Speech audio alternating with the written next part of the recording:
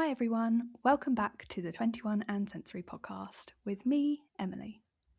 On today's show, I have Dr. Claire Bates as my special guest. Claire is an active academic researcher holding honorary research associate positions at both the University of Kent and Manchester Metropolitan University. Claire is the founder and leader of Supported Loving, which she founded in 2017 as a response to her PhD exploring relationships for adults with learning disabilities. It is a national network that promotes best practice with the goal of getting people with learning disabilities and autistic people the support they need to enjoy the same sexual and romantic freedoms as everyone else. Through research, training, creating resources, and accessible information on sex and relationships, Supported Loving wants to make love a reality for everyone. So, Claire, would you like to say hello? Hi, thanks for having me on the podcast. It's really exciting to be here. Oh, honestly, I feel like I have so many questions for you. And yeah, I actually reached out to you when I came across your Supported Loving work, which I think is amazing. But we'll get into that. Mm-hmm. So, first of all, can you tell us how you got into the realm of all things kind of learning disability? Like what made you kind of study it and kind of want to base a career around it? I didn't intend for it to be my whole career. I was at uni and I was going to be a psychologist, and I started doing this work. I was a support worker while I was at uni, and I thought I'd do this while I was studying. And I just fell in love with the work. I decided I didn't want to go into psychology. I wanted to actually stay doing the work that I was doing. So I joined Choice Support in 2002 as a support worker. So very fresh faced, and like really just very excited really. And I started working here in London, and I just met the best people. I loved the people I worked with. A lot of the people I worked with were so funny, and we'd have quite a good laugh at work, and the staff were lovely as well. And yeah, and it was just I just decided to, I just ended up staying. And I've been here. I've been with Choice, also with Choice Support, and I've been here ever since. I'm not do the maths like, I've been here. I've been here a long time. But yeah, every day it's I love working for Choice Support. Give them a plug. They are good. They are a very good company. I've been Oh. here ever since. Yeah, I often have people ask me, how did I get the job that I have, and how did I do the job that I did, and I sort of said it's really hard to explain. Sort of, it kind of grew organically, really. As I said, I did want to be a psychologist originally, and then I sort of got interested in being a researcher. So I'd worked for Choice for a long time, and I was working as a quality analyst. So I was working our quality team, making sure that developing like systems and checks and things to make sure that people were getting good support. So the people with learning disabilities were getting a good support package. We're getting good support from Choice Support, really. But there was that part of me that still wanted to go into academia as well. So Choice were really kind, and they supported me to do a PhD. And if anyone who's ever heard me talk before, I'll share this story. I say it quite a lot, but I just got married at the time, and when they said that they'd support me to do a PhD, I had to think of something that was going to be really interesting to me. So as a newlywed, I started to think, because when I did the quality work, I'd often visit not just people that were supported by Choice Support, but people that were supported by other organisations. So I'd go around and do like kind of mock CQC inspections, where I'd go and talk to the staff and the people and see how happy they were with what was their lives were like and things.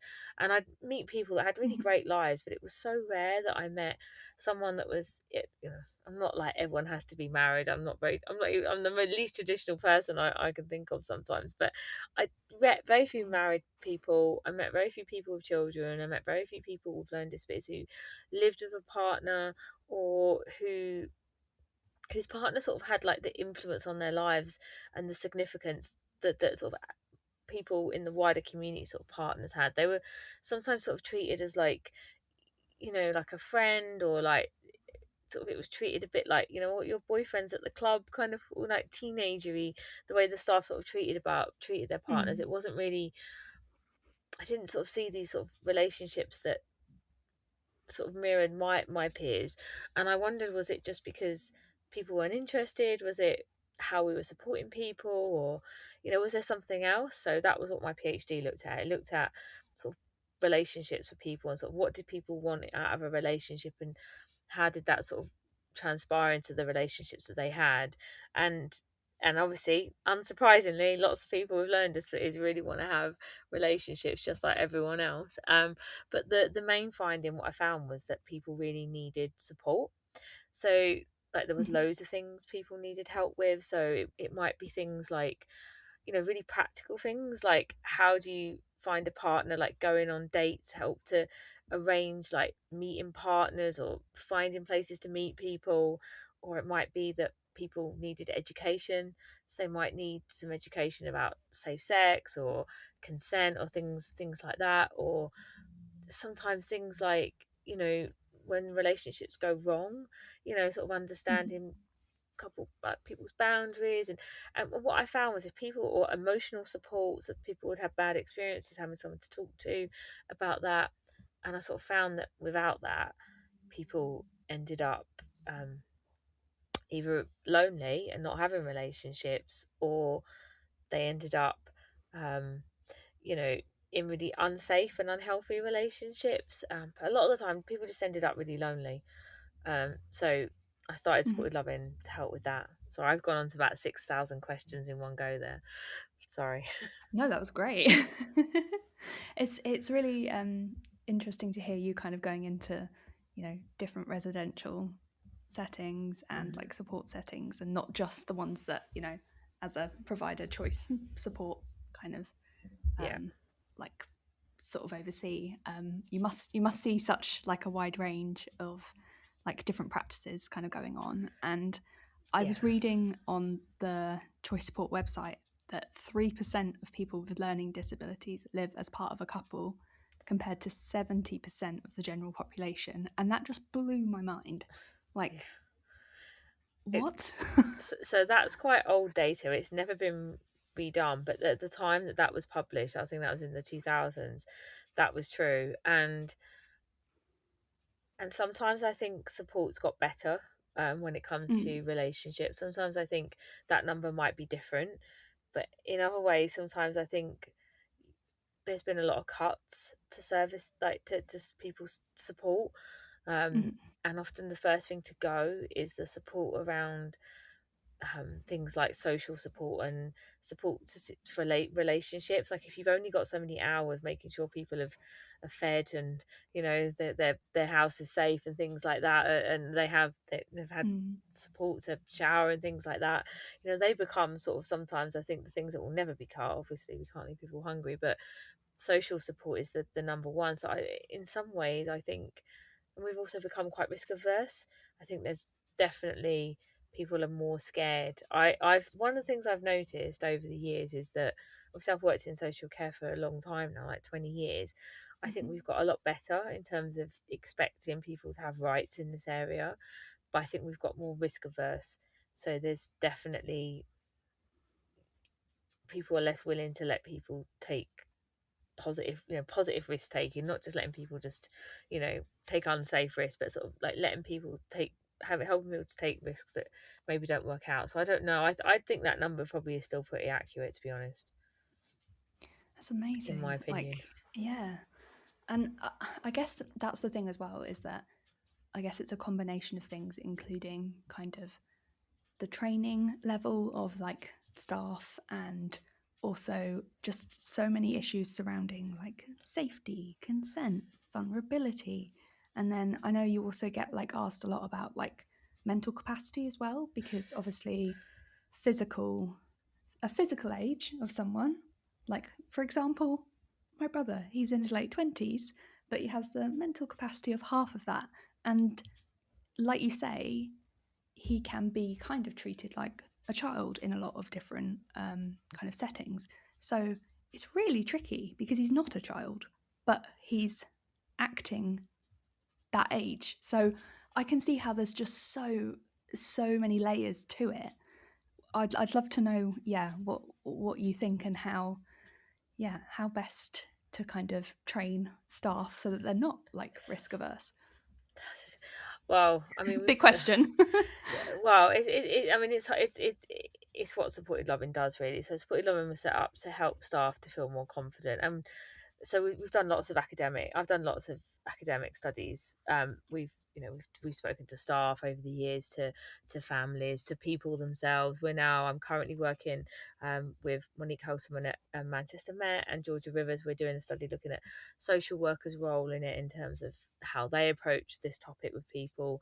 So everyone needs to be. We think that everyone needs to be trained, because what we find is that Mhm. people can just be really funny about talking about it. Like, we've had social workers telling us that they can, it's too personal to talk about sex and relationships when they're doing care act assessments, asking people do they need help to have a poo, and to have a bath. And I just sort of feel like, Yeah. it, asking somebody, do they have a partner, is this something they, do they need any support in that area? To me, the fact that Mm. they find that that's too personal, but yet we can, when we think about the lives of the people that we support, we often know how much people weigh, how much money they've got, their mental Yeah, health, yeah. their, everything about that person. But yet there's that barrier there where people don't want to ask. And Mhm. I think there's many layers to that. I think people don't want to ask because they're worried about capacity. You mentioned it, like supported loving is funded by the mental. I could put we're sponsored by the Mental Capacity Act on it, because that is what most people want training from us, from me for. I provide training around mental capacity probably more than anything else, Okay. because people are just really worried. And I think that comes down to sometimes people not really knowing, like, what people need to know to be able to have sex. It's quite a low bar in terms of what people need to know, and there can be, but I think people are very nervous. They're very worried that if they start talking about this with people, they start talking about sex and relationships, that it will somehow put ideas into people's heads that Mm. they're already there. People, spoiler, they're already there. If they're going to talk, if it's going to happen, it's going to happen. Mhm. But I think just avoiding the topic leads to problems further down the line. What we see a lot of the time is that people only get any kind of help around sex and relationships if it's a problem. So if somebody's doing something, like somebody's masturbating in public, or somebody's approaching people on the bus about going out with them, and it's, Mhm. they're getting themselves into situations, or they're looking at inappropriate images online, or potentially, then people will want to help. But what the trouble is we often don't have. We should be supporting people proactively, so we should be thinking about, what help people might need, and having training. It can be hard though, because I know budgets are very, very difficult Mhm. everyone's very stretched in social care. But I think having more support for people, like, proactively, would really, really help. So I've gone really off topic there, I feel. No, I've it's gone so on a tangent. it's so interesting to hear. Like, and I kind of think like another like layer to it as well is that, you know, having kind of gone through the sort of mental capacity sort of assessment stuff, like especially if these people do not have Mm. access to the internet, that there is no way that they can learn more about these things, or like you said, to know if that behavior is inappropriate whilst out and about. Like, they are slowly relying on staff to kind of not necessarily teach them, but kind of guide them in that realm of things, because they can't just Google something. And Yeah. yeah. And then what might you find? Who knows? You might end up on a TikTok learning from people in the manosphere. You Yeah, never know. exactly. You could end up. I think so. So Supported Loving has a section on our website where we have easy read materials, and we have training packs that people can use. We have lots of easy read guide to healthy relationships, easy read guide to. There are, like, resources. There's an amazing one called Relationships Really Matter by the Unite group that talks all about. Um, it's a really easy to use pack, but it can be hard. It can be hard for people to feel like they feel confident enough to go through these with people and to show them to people. And we often get families, so I do work sometimes where I go to sort of family care. Sometimes I'm popular, sometimes I'm unpopular. If I'm going into the to talk to the family carers about about sex and relationships, and you'll find that often you either get families that are really responsive and they want to know where their resources are so they can help their um their relative, I don't want to say child, their adult children go through that, and to look at the resources and to help them, or you get parents who are just not up for that, and they don't want to raise the topic. But there are resources out there for people. There are things that can help, but I think it's having the confidence to sort of to use those with people, and there are groups, like there are like groups for adults that run, but there aren't that many in the country. There used to be. This is like the impact post COVID, but before COVID there used to be. I was part of a research study at the University of Kent, and we looked at specialist dating agencies. So across the country there was probably about 10 for adults with learning disabilities. And what they would do would they would not just they would some of them would do matching, where they would match people that had all been vetted, and it was all there wasn't everyone was referenced and things like that. So they would match people, they'd support the dates, they'd also provide like education. And if you didn't want to go on dates, you could go to the social events, and there might be somebody there that you would like, and they would help with that relationship. But I think probably out of the 10 that we spoke to, I'd say there's only two left. So there's Safe Soulmates, which is for autistic people and people with learning disabilities, but primarily autistic people, and that's in Cambridge. And then there's Meet and Match in Manchester and Lancashire. But and there's Our Way, which is somewhere in the Midlands. But other than that, all of the others have gone. So it's really, really difficult for people. There used to be, I'd say, more places for people to go and join groups so they could learn as adults together. But yeah, it, it's it it's it it's a little bit it's a bit bleak out there at the minute. There's Yeah, been a lot of cuts, yeah, and services like that just struggle to stay afloat. yeah, definitely. And that's why I was so like amazed by like the toolkit that's Mhm. on the Supported Loving website, because it just covers every kind of facet of like just relationships and like sexual health. And like I was just amazed because it goes into some very like specific niche things. This is all like so great because it's accessible, it's clear to understand, but also it's like easy to follow as well. And I mean, these people have a right to love as much as anyone else does, and I wish more people understood that. Yeah, But yeah, it's really sad to think that in terms of kind of agencies, like just they're struggling yeah. um, They just to can't get kind the of funding. yeah.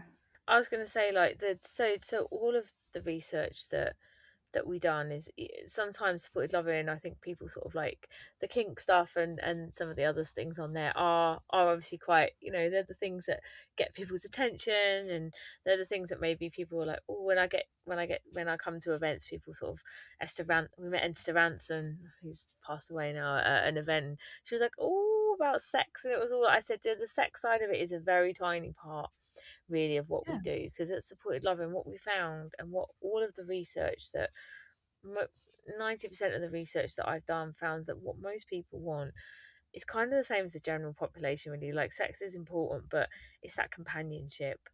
Like, Mhm. for most people, when you ask them when they want a partner, what do you want to do with your partner?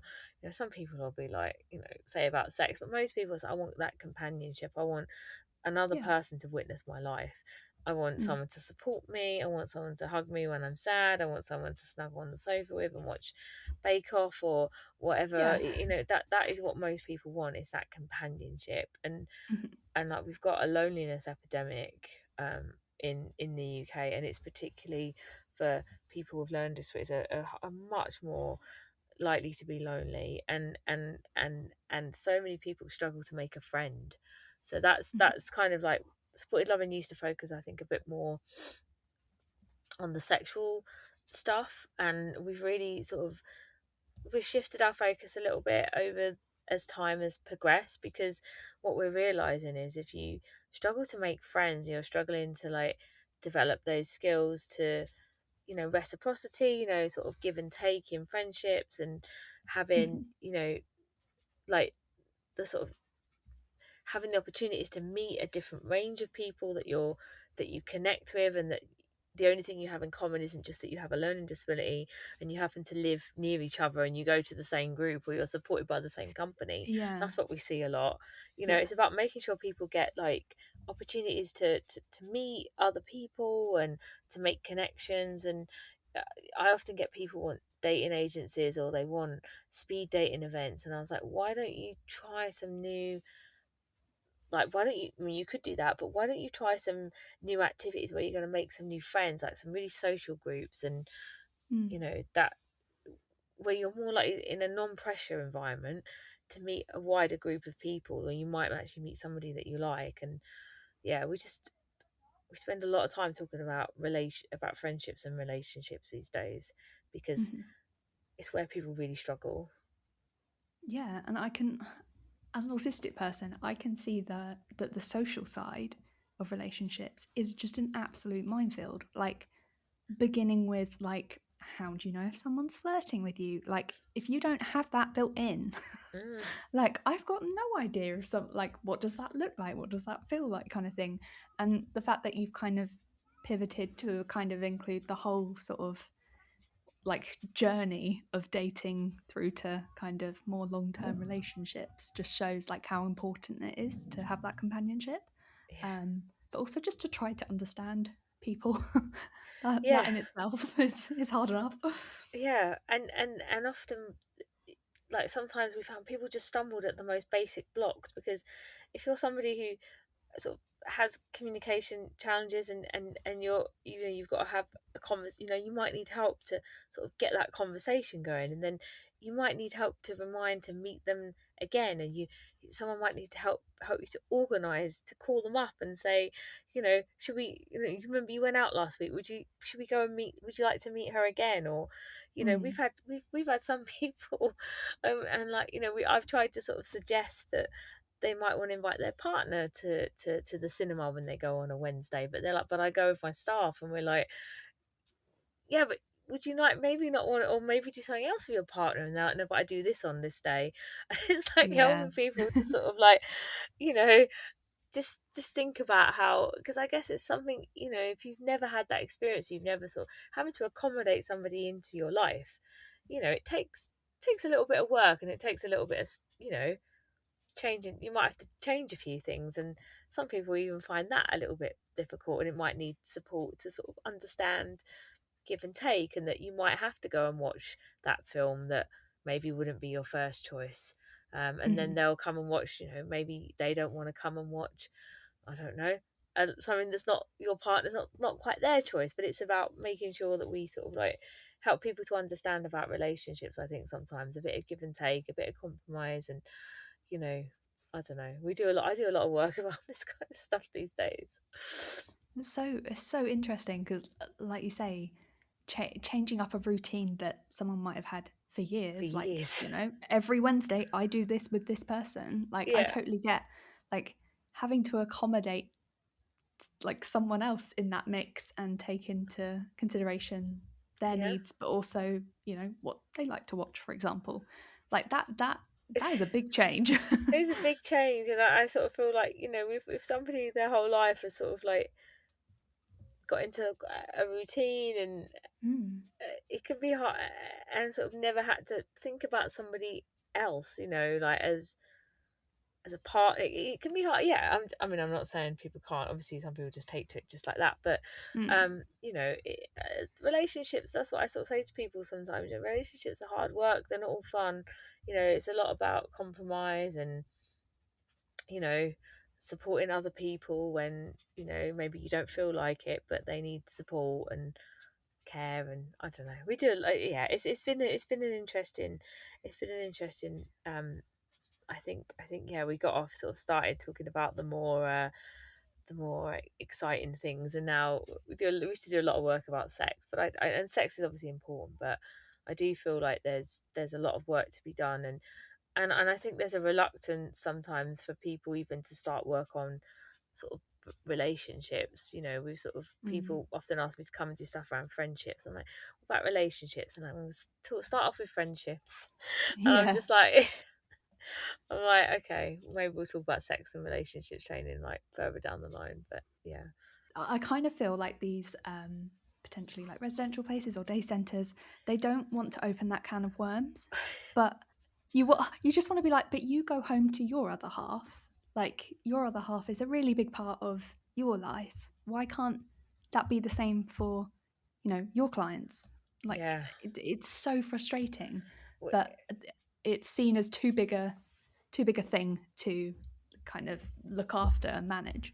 I've had some interesting conversations with day services over the years. Like in of themselves, they are an interesting um, micro community. You Hmm. have a lot of people. I mean, I know we are changing now, I suppose, with less people going to day services, but they definitely exist, and they're definitely still very much a big part of some people's lives. And we've had people over the years where I've been asked to give advice where I've done training with organizations where they have day services and people come to the day services, and then there's I'm putting air quotes here, inappropriate sort of behavior in the day service. I've got big air quotes there, everyone. Because what are they doing? People are kissing, sitting on each other's laps. you know we've never had any I heard stories of people sort of sexual activity and in having sex in day services. That's not what I've come across, but we more sort of inverted commas inappropriate behavior. And what it'll turn out is that two people, that is the only place that they meet, so Hmm. they will be taken there, and then there's no they don't see each other. We have whole groups of people that I've spoken to over the years where they'll have a boyfriend or a girlfriend or a partner they'll only see at Monday club or at day services, and there's been no effort from the parents or the support providers to try and like give those. And they're like, oh, they're kissing or they're sitting on each other's laps or something, they're doing this in the day service, it's not appropriate. And I'm like, well, what opportunities do they have outside of that environment? Mm. um and often there's been people sort of living sometimes in sort of silos. Do you know what I mean? Like they'll have friends at college that they don't see. We did a survey in supported loving, when we asked people just to think about the people that they worked with and how often did they have a friend come over for dinner or go to an activity with a friend that wasn't that w- it wasn't like they went to the college and the friend was always going to be there. It was like they deliberately went somewhere with the friend, or they went Mm. on holiday with a friend. And we found numbers were really, really low. Like lots of Mhm. people didn't have that or had a friend stay over. Virtually everyone was zero. And we think about our own lives, how often do we have a friend stay over? Like most of Yeah. us have friends stay over at some point in our lives. In a Yeah. year you'd at least have one friend in a year stay over. Mhm. And we found that for most people that was virtually zero. And Yeah. so we were Is it? thinking, if we're not even getting people to have their mates come over and have their mates stay over or go on a day trip with their mate or Mm. go on a weekend away. How many weekends away do most people have with their mates, in a Mhm. year? At least one or two. And we found that for most Yeah. people it was zero. And we were like, if we're That's not wild. getting even the basics right, why are we Yeah. even thinking about things like, well, we are always thinking about things like sex and relationships, but you know that's a real fundamental part of being having a human relationships with people, isn't it? And we found that Mm. people were struggling even at that level. Yeah. I mean, it reminds me of a story that David Holmes, who was on a previous podcast with me, he was speaking about his kind of like the services that they provide as part of like Big Life Adventure. Hmm. And he was saying that a client he knew passed away, but when he attended the funeral, it was it was all carers apart from one family member, because Wow. he didn't have any friends, and the the friends that he did have were paid carers. Like they Mm, were not paid to be his friend. That's not right. But they were paid to, support him every yep. day, and obviously became his friends. But how mad is that? That Yeah. I'm it not is a surprised. yeah, but it isn't surprising, is it? And Right. I was just thinking about the same thing, like with my brother. Like he lives in an all-male residential home, and he will not come into contact with girls. He would love to have a girlfriend, and he might occasionally, if the provider gets a couple of other kind of residential homes together for like a Christmas party, that would be the only time he'd meet a girl and never see her again. So yeah, just the way you're explaining it, like, well, of course, if that's the only time they're going to see each other at a day center, like, when else are they going That to be able to hold hands? exactly. That's it. And that is really common. Like we joke about it in like, oh, I joke about it. I sort of say, like, if you're supported by one provider Mm. and your partner is supported, or someone you like is supported by another, it's like Romeo and Juliet. Yeah. It's like the Montagues and the Capulets. We had a situation where somebody wanted to move in with their partner, and it was so complicated, because it was like, well, they're supported by this provider and we're supported by this one, so who's gonna, like, who's gonna support them? And then we've had other Mm. situations where people don't have enough support to go out. So I was like, well, can't they go out with their partner? And they're like, yeah, but he's supported by a different provider, so that staff member can't support the person we work with because it's a different company. Right. And it's like, this is madness. Like, there must be some way around this. It can't be Yeah. that complicated. I'm just like, I can't believe it's that complicated. These are Yeah. people's lives. These are people's lives. Could you imagine if that was? And I just said to people, just think about this for a minute and think about this. I won't swear on your podcast, but this is, I just get so mad, because it's the injustice of it all. It's the injustice of, like, single beds as well is another one that gets to me. I'm just like, it gives a really strong, how many people I used to go into, people would always want to show me their bedrooms when I did audits. I'd go and look at loads of bedrooms, Hmm. and most of them would have single beds, and I'd just be like, even when, and they were like, oh, they want that. And I was like, who wants a single bed? Like, it's horrible when you go to like a, I hate when I go to a Holiday Inn and I've got, like, two single beds, because it's like, I just feel like I've got no space. Like, even I've had a double bed since I was a teenager, and I just think, like, how many of us would accept even basic things like sleeping in a single bed? I don't know, maybe you have a single bed, but I certainly don't. Like, My brother does. I bet he does. Yeah, I bet he's not it's, alone. that's such a good point. I've never seen a double bed in a residential No, home ever.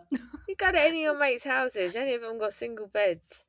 Yeah, that's a Even shout. when I rented, like, I'm thinking of, like, the first house that I lived in when I left uni. My room was tiny, but I still had a double bed, and we all just sat on it. And there's no room, but I was like, everyone should just come in and sit on the bed. Like, that's where we sat. Hmm. And you just think, like, it's Yeah. just weird, isn't it? And even that, like, people going in your room, like, we've had that before, where they've said, when people have friends over, they sit in the living room, and I'm like, when I lived in a shared house, I didn't have my mates sit in the living room. Like, we'd all go to my No. room. Yeah. It's the kind of treating them like children thing again Yeah, and again, isn't it? Like no one's saying it, but that's what's happening. yeah. Oh, vocal. He felt that.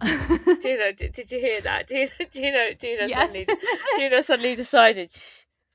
Gina suddenly decided he was going to just say how displeased he was. He loves a double bed.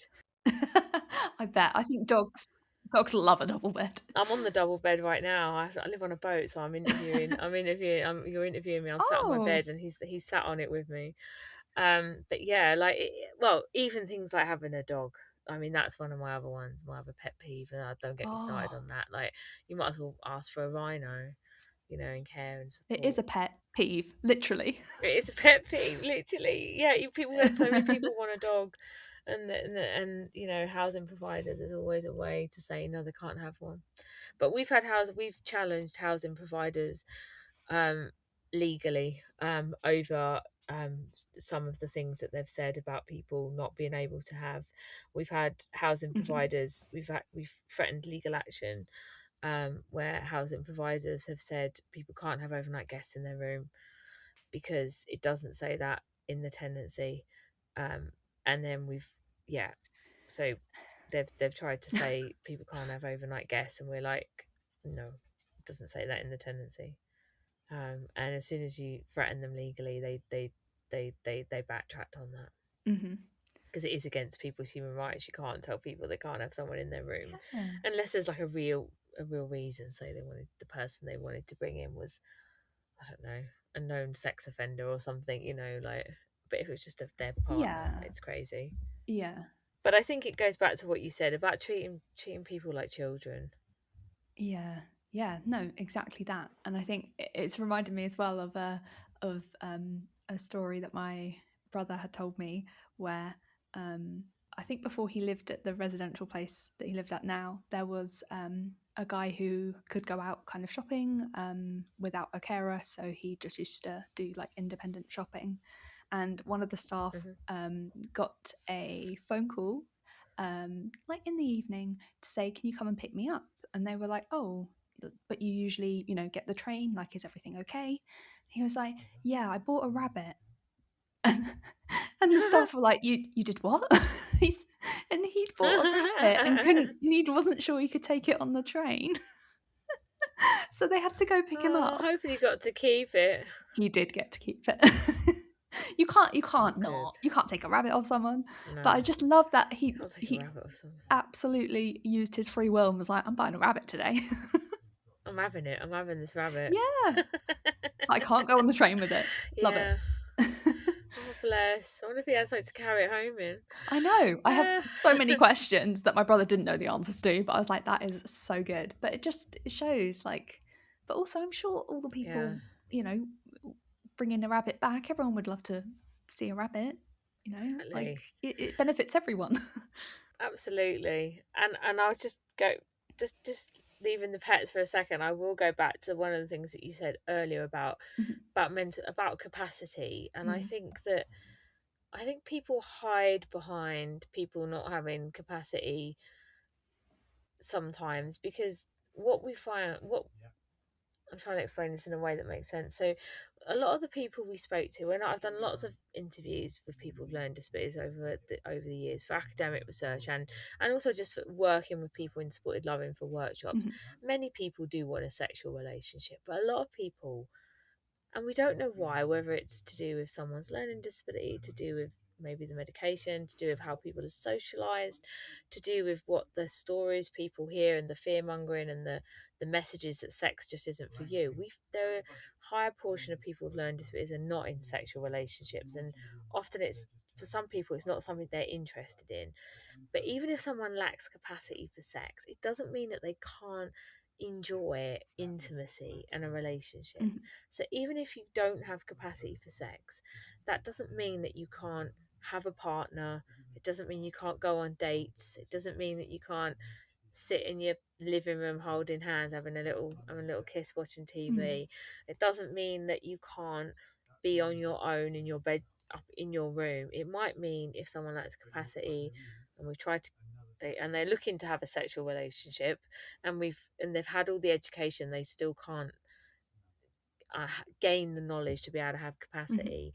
It doesn't mean there might need to be measures put in place. So, like, people do sort of check periodically, or they don't, the doors are open, or I don't know, whatever would be put in place that would be the least Mm. restrictive. They could go to the cinema, someone sit two seats behind, two or Yeah. three rows behind them, so they've got their privacy, or they're in a restaurant but someone's on the other table, Mhm. they're in the pub but the staff are on the other side. It doesn't mean that people can't have a relationship. It just means you might have to work a bit harder to think about how do we manage this. If someone's got no interest in sex and they just want to they just want to be with a boyfriend or a girl with a partner, Mm. then that, I think sometimes people they automatically assume that if someone wants a relationship, they automatically want a sexual relationship, and it's gonna, or that sexual relationships are the only ones that are real relationships. I think what I'm saying is that even if there are even if people do lack capacity for sex, it doesn't mean that they can't have a relationship. Mhm. It means that maybe opportunities might need to be restricted in line with deprivations of liberty in the Mental Capacity Act and going through the correct channels, but people can still have that. Yeah, absolutely. And this kind of leads on a little bit to something I was going to ask you about, like in terms of like sexuality and exploring that side of things. I know you've done a project. I don't know if it's something you're doing currently about bisexuality among people with learning disability. Oh, that was a while back. It was in the 2020s, Okay, early 2020s.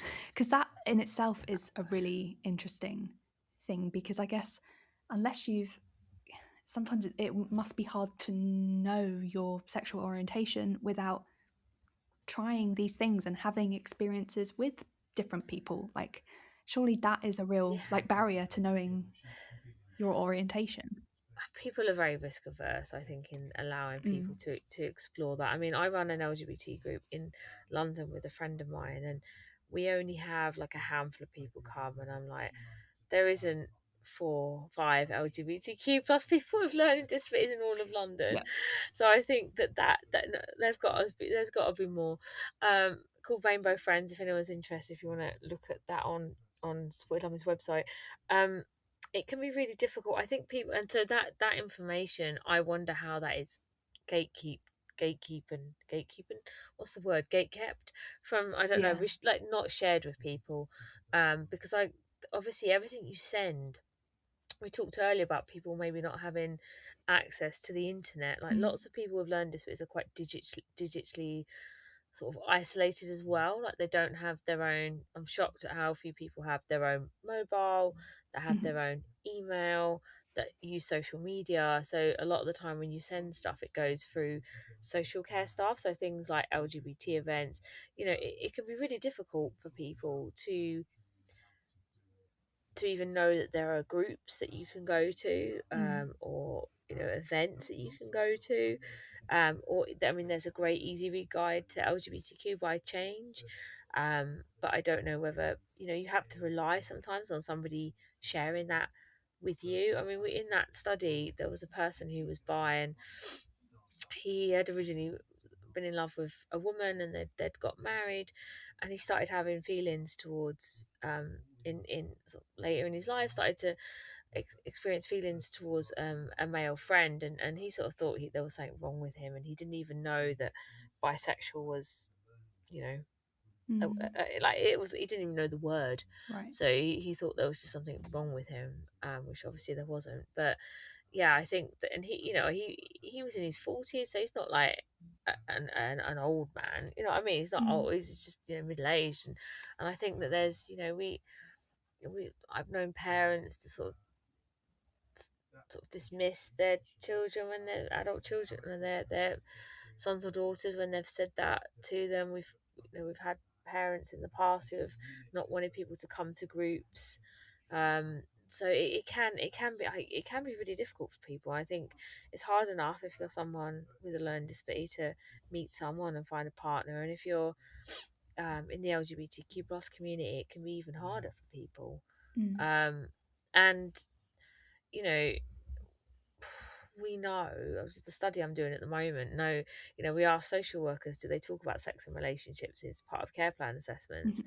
So people's sexual orientation, um, and sort of preliminary sort of, obviously we're just in the, I haven't read I haven't read every transcript yet from that research, but we're already seeing that that sex and relationships aren't discussed in care plan assessments, Mhm. um, routinely. So it may not even come up in people's support plan. I used to do audits, and it used to drive me crazy. Not just in choice. Like this was everywhere, all across social care, Mm. and it would be like sexual orientation. Sometimes people would write non-applicable. Right. As in haven't asked the question. Don't think it's applicable to this person. What? We used to see that. Yeah. Oh, in Church of England was their religion, even if they hadn't said that. We'd see things like that quite. I mean, this was a while back. I've been a quality analyst for a while, but I would see that. I would see that in in audits, across the board. Sometimes Wow. we'd see things like non-applicable. Just because it might open up a conversation, you know, that's They don't want to ask. So I yeah. think people don't want to ask, or they don't have. If they said they, I think there's a lot of assumptions Mm. around people being, cis, gender, and like heterosexual. Hmm. There's a lot of assumptions. It can be hard for people. So we always say, there's a good section on our website around that, and there's a really great easy read guide by Change, at least to open up the Hmm. conversation, at least to tell people that if at least if people showed that to people, it could open up the conversation for people to even start exploring it. Yeah, absolutely. I still think there is a real lack of understanding of learning disability as a whole. Like, and Oh yeah. I think, obviously this topic particularly, there's a huge misunderstanding of kind of anything to do with intimacy and relationships, but also friendships as well. Like we've touched upon, like it's hard to make friends as an adult, let alone an autistic adult or an adult with learning disabilities. So the fact that, yeah, you've managed to collate this all into a toolkit is great. Oh, it's taken years, that one. It's been revamped a few times, and I've got to give a shout out to Supported Loving members, because I didn't write all of it. That was lots of other people helped. Do you like kind of like create it? Yeah, so certain people will take on pages that are there's a template, and certain people will take on pages based on their like expertise. So if somebody comes and say they do a webinar, so we have a monthly webinar Mhm. series, and so often if someone's come and they've done a good webinar, or they're people that I know well through the network, I'll ask them to write one. So I was involved. Rose Matthews was a research assistant of mine on autistic loving, and I know they'd done some really good work around and was part of a project on like autistic menopause, and we Mm. realised that was a page that we didn't have. So they and I can't remember their colleague now, they wrote a page on autistic menopause. So like if something's come up and or we realise we don't have a page for it, like when we did the Easy Read Guide to Kink, I obviously had to write a page for that Mhm. one. So yeah, and it just gets added to, every time. There's still bits that are missing on there. I know there's a couple of things that we'd like to add to it. But yeah, so it just evolves.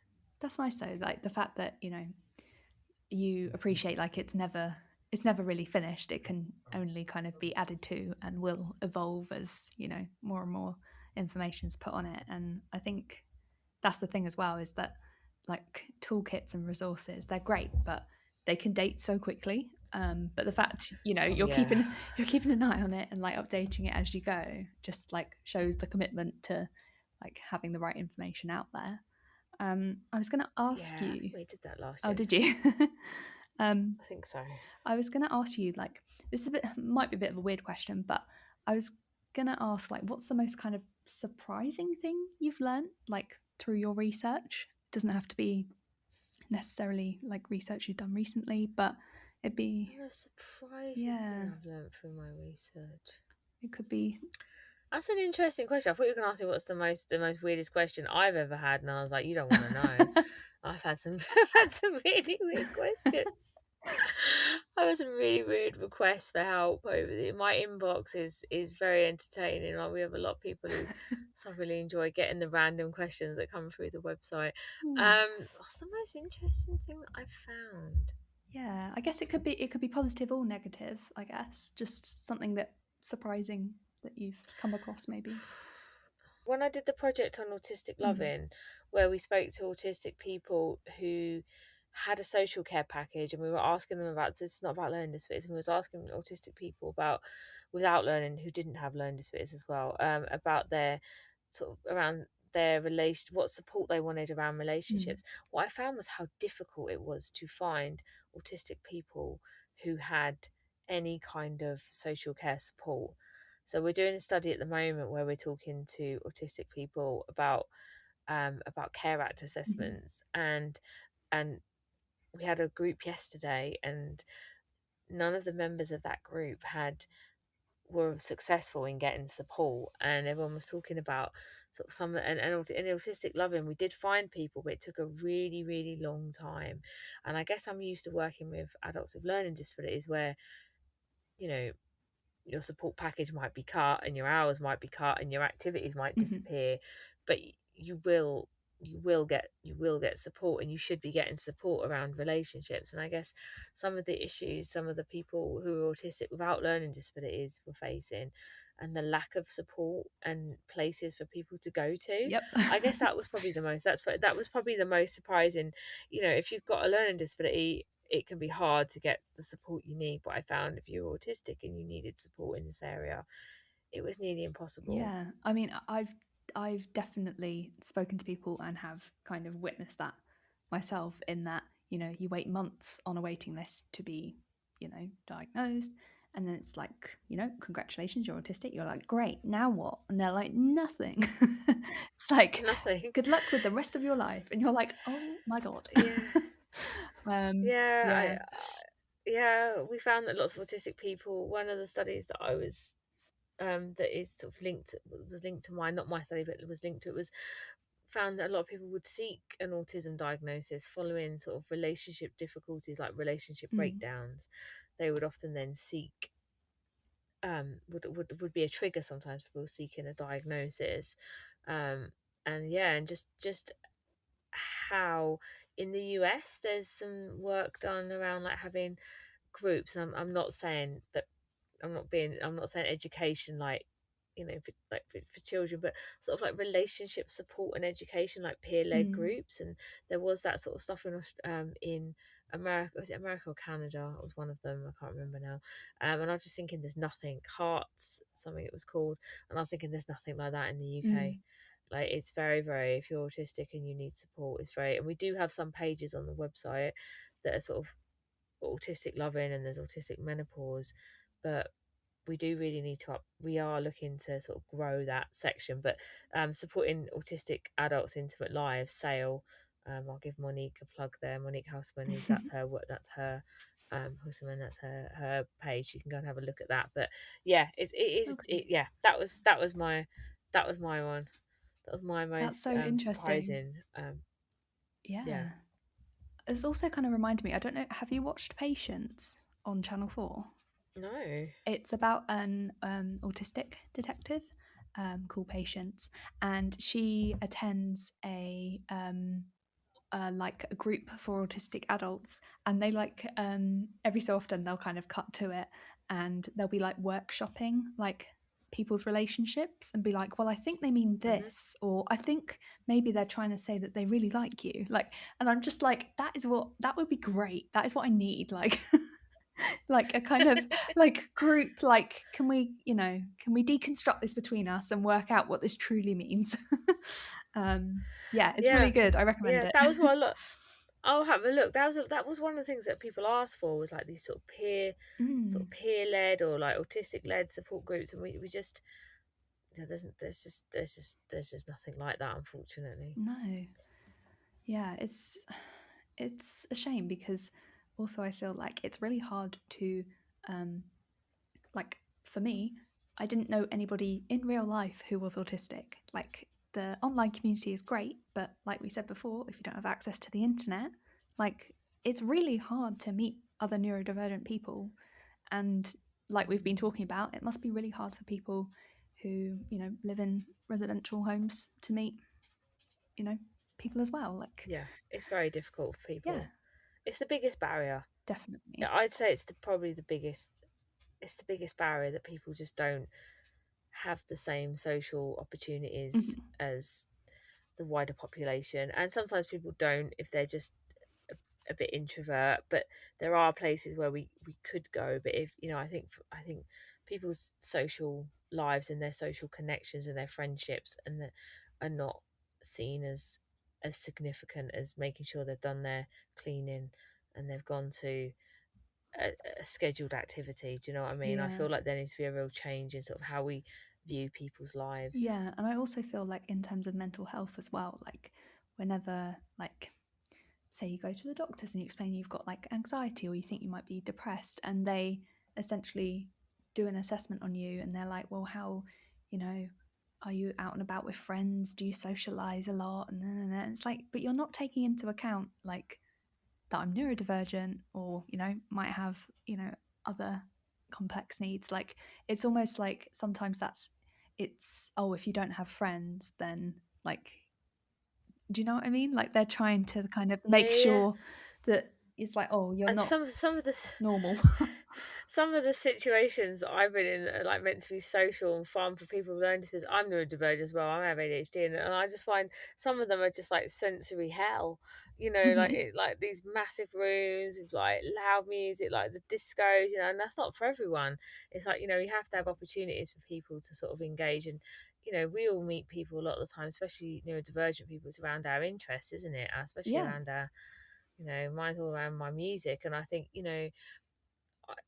how do we know sometimes sometimes I think people with learning disabilities just hang out, they're just lumped together with other people, and the only thing they've got in common is they've got a learning disability, and sometimes they're supported by the same provider. And I'm like, but if we sort of help people to have gaming workshops or Yeah. gaming groups, or we did dog walking, out the group that like being outside, sport, 5-a-side football challenge. Like if we had other Oh, cool. things, sports related groups, movie nights, things that actually people cared about, we might actually get people that make connections and would have more valuable friendships. And Yeah, yeah, I don't know. absolutely. Um, I think we need to change all of oh it. yeah, all of it. Um, All of it.